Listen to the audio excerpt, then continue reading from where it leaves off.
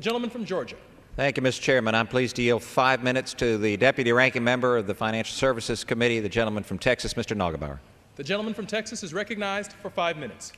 Well, thank you, Mr. Speaker. I guess we could call this a big government week because we're going to roll out a big budget that has big deficits, increases our national deficit to a larger number, going to bring out big tax increases. But, you know, a lot of discussion has been had about all of the things that currently the federal government's involving themselves in. And the word outrage keeps coming up, and many of us were outraged about the level of the bonuses that we found out that were being paid at AIG. But I think what more than outrage about bonuses, I think the American people are outraged at the level of money that's being invested of their hard-earned taxpayer money into these entities. We find out that now the American people are investors in banks, insurance companies, probably soon to be in the automobile business, and in fact you're going to get an extended warranty from the United States government. And what people are wondering and are outraged about is, when does this big government, big brother, when's the end of this train? One of the concerns that I have is that we now have, people were outraged about GSEs, and now we have TSCs, and that's taxpayer-supported entities. And people that used to get outraged in this body because we were trying to listen in on foreign enemies, worried about their individual rights, and now we have no problem, though, for the United States government to start determining what is reasonable compensation in this country. Am I outraged about the bonuses? Yes. I'm more outraged that we would relegate to government and to government employees for them to sit down and determine what is a reasonable compensation.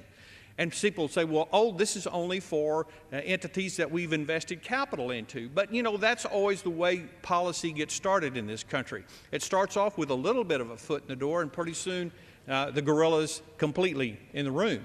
And so down the road, if I'm a small businessman and I have a SBA loan, for example, I'm wondering, is at some point in time the SBA calls up and says, you know what, you're taking too big of a salary out of your company, and so we're going to set a reasonable salary for you. What does that do to entrepreneurialism in this country? What about people that are participating in other government programs? Does the government then start saying, well, you know, we've looked and we know that you have a government contract. You're one of the small business contractors that has a government contract. And, you know, we've looked at your IRS records, and you know what? You're making a lot of money off of that contract. We think maybe we ought to renegotiate that contract because you're making too much money. Now, that sounds far-fetched, but I would guarantee you, if we were to roll back this conversation a year ago and you would tell the American people that they're going to own banks, they're going to own insurance companies, that they're going to own automobile companies, that they're going to be over $5 or $6 trillion of their money committed to these entities, people would have laughed about it. But this is really no laughing matter, Mr. Speaker. This is serious.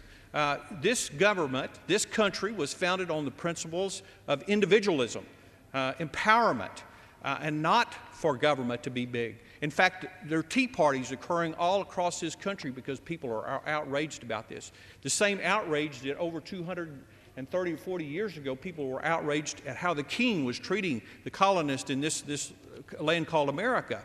And they were tired of the king telling them what they could do and how much money they could make and who was get privileged and who was not privileged. And yet we're now starting down that same trail with this bill today. What should have happened here is that we should have taken a reasonable amount of time to determine how this money was going to be distributed.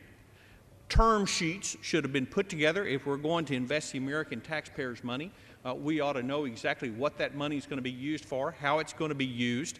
If we wanted to limit salaries, you do that before you pass out the money. But this is all really a smokescreen. What the conversation, the debate, and all of this time that we ought to be using today is we ought to be talking about how are we going to get the American taxpayers' money back. People want to focus on the bonuses, and they messed up. They cut a deal with the White House in the middle of the night, had people put things in the bill to cover them so that they didn't have to lose face. You know, the $170 million in bonuses is a big deal, but let me tell you what's a big deal is the $170 billion in money that we invested in AIG. Mr. Speaker, let's return America back to the American people. Let's not infringe upon their rights. Let's not start down the road where government starts telling us how much money we can make, what we can do with our money. And, Mr. Speaker, I urge people to vote against this bill. The gentleman from Texas, Mr. Neugebauer's time has expired. The gentleman from